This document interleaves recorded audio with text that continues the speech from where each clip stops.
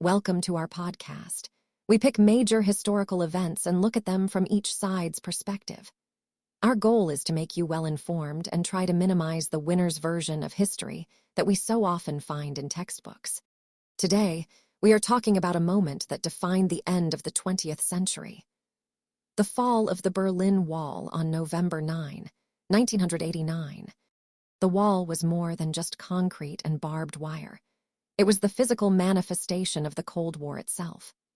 For decades, it stood as the immovable barrier between two ideologies, two economic systems, and two global power structures.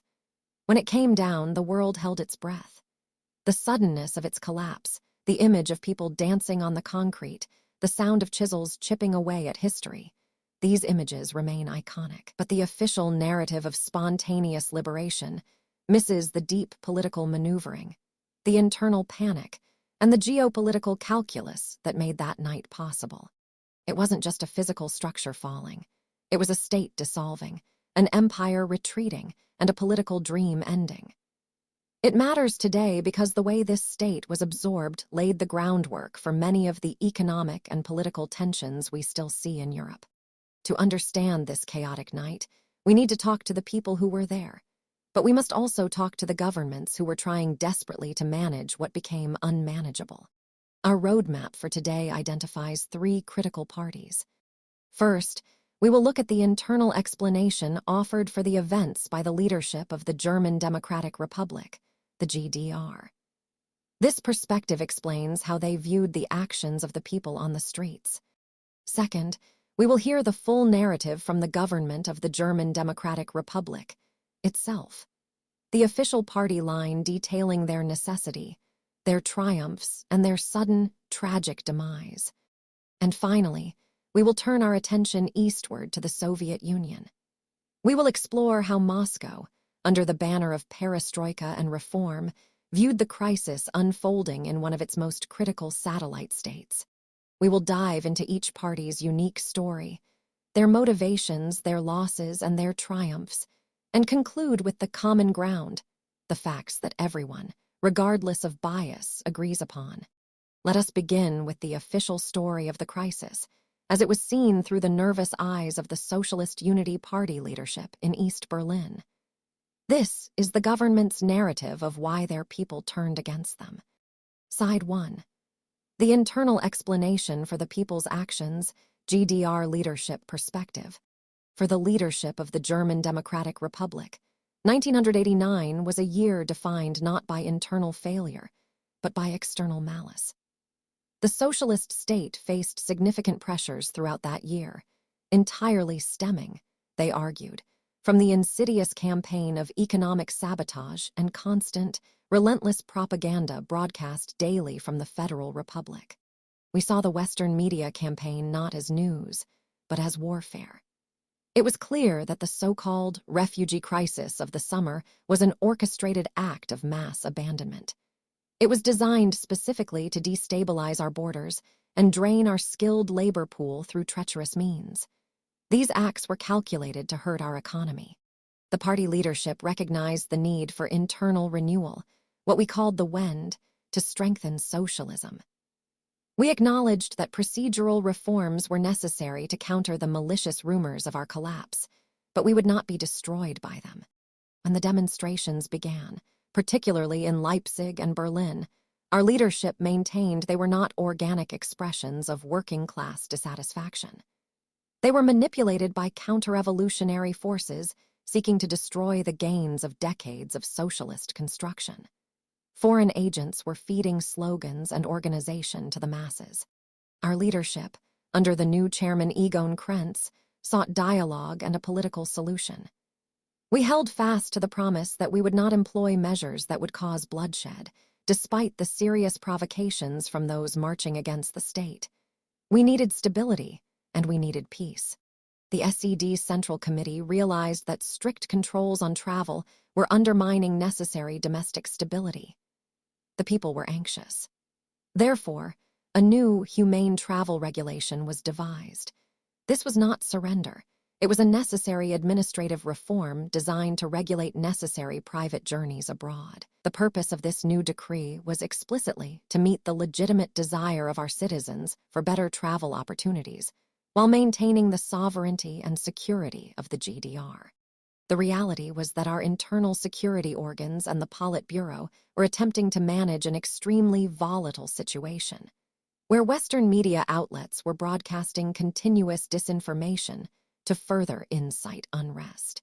Then came the evening of November 9th. This crucial session was held to announce the planned, orderly liberalization of travel, a measured step forward for our socialist democracy. It was supposed to be a slow rollout, controlled and legal. But Comrade Schabowski's unfortunate, premature announcement of the new travel regulations lacked the necessary clarification regarding implementation procedures and internal waiting periods. This was a catastrophic bureaucratic failure. This disastrous miscommunication was instantly seized upon by the enemy press. They broadcasted a false narrative that the border was open immediately. This lie instantly overrode our internal legal structures and administrative plans. The immediate deployment of thousands of misled citizens to the border crossings placed our loyal border troops in an untenable position. They had received no formal order to open the gates, and they were facing a panicked, agitated mob. Our brave border guards, under immense pressure and fearing a stampede that would result in casualties, acted decisively. They prioritized the lives of the citizens over protocol. The decision to physically lift the barrier was a tactical response to overwhelming and uncontrollable pressure, a regrettable necessity thrust upon us by the misinterpretation of the decree. It was evident that the West immediately treated this necessary tactical release of pressure as a definitive fall. They turned a measured administrative correction into a total propaganda victory against our state. We watched, powerless, as agents of capitalist consumerism immediately crossed the line, handing out small amounts of Deutschmarks and cheap goods. They were literally poisoning the minds of our populace with materialist temptations, exploiting their desire for Western novelty. The chaotic mass movement that ensued did not represent a victory for true socialist principles, but a momentary triumph for Western capital and the insatiable thirst for consumption. The immediate result was the irreversible undermining of state authority and the accelerated spread of anti-socialist sentiment, all built upon a foundation of administrative error, not political will. The events of that night demonstrated that our commitment to peaceful resolution, combined with poor communication, handed the imperialists the necessary ammunition to dismantle our workers' and farmers' state. The so-called fall of the wall was not a victory for the people, but the beginning of the annexation of our sovereign territory into the predatory economic system of the Federal Republic. That is how the leadership viewed the actions of the people: misled, exploited, and ultimately manipulated. Side 2. The government of the German Democratic Republic, GDR official narrative. Now we shift to the unwavering position of the state itself. The government of the German Democratic Republic viewed itself not as a Soviet puppet, but as a righteous, necessary successor state to the anti-fascist resistance. From the start, the establishment of the anti-fascist protection barrier in 1961 was historically necessary. It safeguarded our socialist achievements against constant espionage, sabotage, and economic warfare launched by the revancist elements in the Federal Republic of Germany, the FRG. That wall kept the peace and secured our existence. Throughout the summer of 1989, Western media intensified its campaign of slander. They maliciously portrayed necessary adjustments to emigration and travel protocols as evidence of systemic failure, thereby encouraging citizens to abandon their socialist homeland. This was deliberate. What fueled the crisis further was the betrayal by certain fraternal states, particularly the Hungarian leadership, which permitted mass transit through its territory. This directly violated socialist alliance agreements and accelerated the crisis by enabling flight from our republic. Our government was already actively working toward controlled and orderly travel reform. This was a necessary evolution based on the rising standards of living and the stability we had achieved over 4 decades. We were improving life for our people. It was absolutely clear that the organized departures of certain elements via the embassies were not spontaneous acts.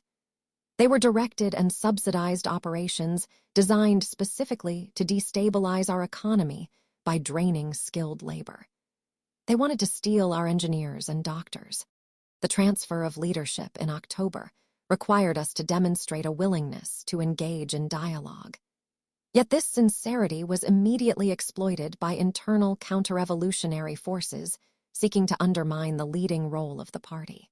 The mass demonstrations were fueled not by genuine calls for socialist reform, but by the opportunistic agitation of agents who desired the immediate, unregulated introduction of capitalism. On November 9th, the Politburo sanctioned the immediate easing of private travel regulations, ensuring that every citizen could apply for foreign visits without restriction. This was a decisive, sovereign action demonstrating our state's commitment to its people's legitimate needs. This new travel order, designed for phased implementation and controlled through legal channels, was tragically misrepresented by Comrade Schabowski's premature and inaccurate release during the evening press conference.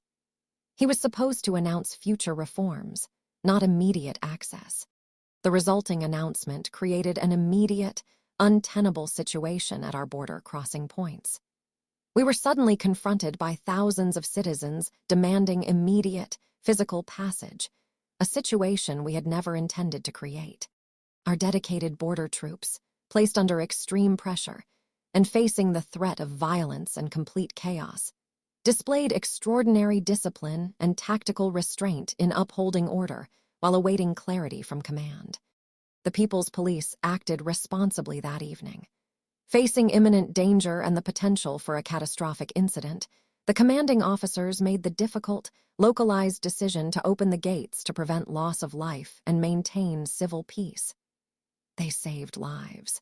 The subsequent rush across the border was immediately and cynically leveraged by FRG Chancellor Kohl and his associates, who quickly appeared at the border to promise capitalist prosperity, thereby initiating the process of annexation. The immediate consequence was not liberation, but a deliberate assault on our currency. The FRG encouraged the destruction of our planned economy by offering a false exchange rate for our solid currency. They sought to bankrupt us instantly. Western television and radio, which had agitated for months, instantly shifted their focus to glorifying the chaos, dismissing 40 years of socialist construction as irrelevant history. We maintained that the sovereignty of the German Democratic Republic must be preserved. The sudden influx of Western currency and political operatives was an unwarranted foreign interference in our internal affairs. The supposed will of the people was systematically manipulated through massive West German electoral spending and media dominance during the 1990 elections, guaranteeing a result that served Bonn's capitalist interests. The Unification Treaty was not a merger of equals, but an act of economic and political submission, wherein the FRG dictated the terms, ensuring the swift liquidation of socialist property and institutions. The removal of the anti-fascist protection barrier, which had guaranteed peace for decades, exposed the entire region to uncontrolled capitalist exploitation, and the ensuing destruction of thousands of jobs and industries across the East.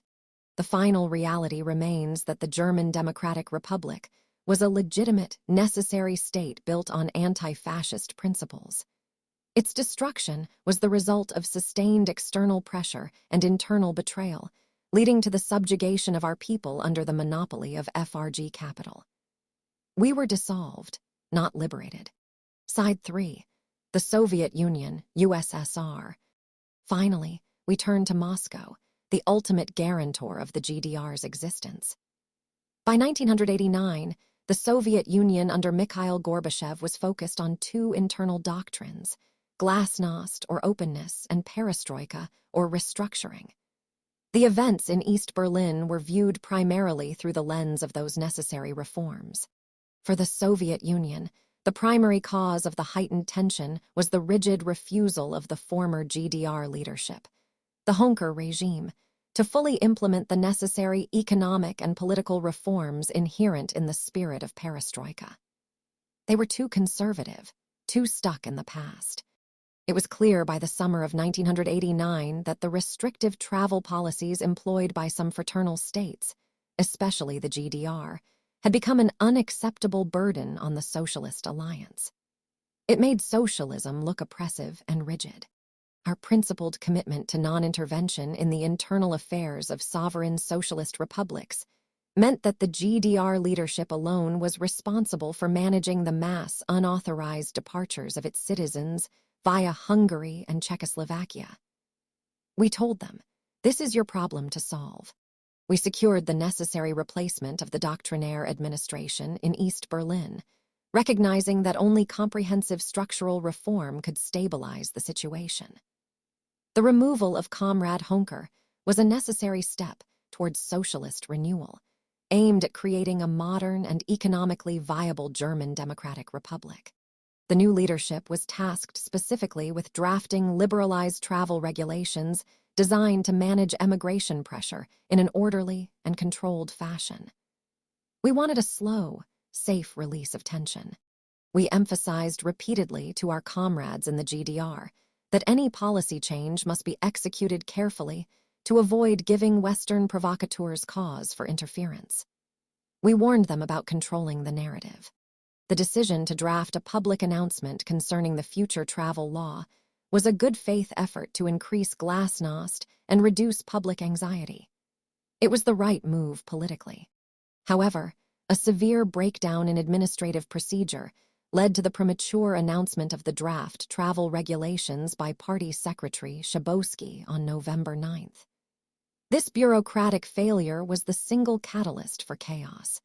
This failure resulted in the public misinterpretation that the border gates were immediately and unconditionally open, rather than the intended phased liberalization. We immediately ensured that our military forces stationed within the GDR maintained absolute zero visibility and did not intervene in any capacity. This was crucial. We were upholding our doctrine of non-escalation. We would not send tanks to suppress citizens. The restraint shown by the GDR People's Police and border troops on the night of November 9th was commendable. They prioritized peace over the enforcement of outdated regulations. Any military attempt to reassert control over the borders would have risked a destabilizing confrontation with NATO and contradicted our entire strategy of securing peace dividends and ending the Cold War military buildup. We refused to let the GDR drag us into a conflict. The West German reaction was immediately predatory. Their political demands quickly shifted from measured support to irresponsible insistence on rapid, destabilizing unification. It was clear that the collapse of the barrier was being recklessly exploited by Chancellor Kohl's administration, whose sole interest was the opportunistic absorption of a sovereign socialist state. They moved too fast. We maintained that the future of the two German states must be resolved through sober negotiation, ensuring that our legitimate security interests would not be compromised by an enlarged military alliance, meaning NATO, on our border. The subsequent rapid move toward unification confirmed our grievance that the West had no genuine interest in fostering a peaceful, multipolar European security structure. They only wanted domination. Despite the unplanned nature of the border opening, we used the incident to showcase our dedication to peaceful political reform and the avoidance of military conflict in Europe. Our firm position throughout the crisis ensured that the process of German change, however exploited by the West, remained confined strictly to a political sphere, preventing any military adventurism by either side. The party's historical assessment concludes that we successfully navigated a period of extreme geopolitical tension. We guaranteed peace and allowed us to prioritize the necessary domestic reforms of our own union.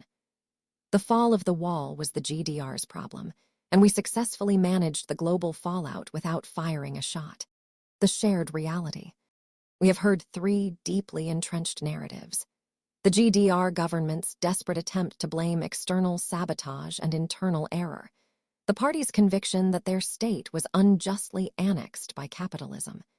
And the Soviet Union's view that they were responsibly managing a geopolitical crisis caused by their allies' rigid stubbornness. But when we synthesize these accounts, what are the undeniable facts? Where do all three perspectives overlap, even if they draw radically different conclusions? This is the shared reality of November 9, 1989. First, everyone agrees that the situation in the GDR was politically unstable throughout 1989. Mass unauthorized departures of citizens, primarily via third countries like Hungary, were occurring, and the GDR government was losing control of its internal population flow. The pressure was mounting. Second, the leadership turnover in October, replacing Erich Honecker with Egon Krenz, was directly related to the need for structural change, or WEND, in the GDR. Both Moscow and the new East Berlin regime agreed that some form of liberalized travel regulation was necessary to reduce public unrest. Third, the events of November 9th were definitively triggered by a crucial administrative and procedural failure. Comrade Shabosky's announcement was indeed premature and inaccurate regarding the timing of implementation. All three parties, the Soviet Observer, the GDR Politburo, and the Border Guards, agree that the intent was phased liberalization, not immediate opening. Fourth, the immediate reaction of the Western media, broadcasting the opening as instantaneous fact, was a powerful factor that overwhelmed the GDR's internal legal structures within hours. This immediate misinterpretation fueled the crowd pressure. Fifth, the border guards and the People's Police were placed in an impossible, life-threatening situation. The decision to physically open the gates was a localized command made under immense pressure to prevent stampedes and avoid bloodshed. The GDR leadership was unwilling to use deadly force against its own population that night. And finally, all parties recognized that immediately after the gates opened, the political initiative shifted entirely to West Germany.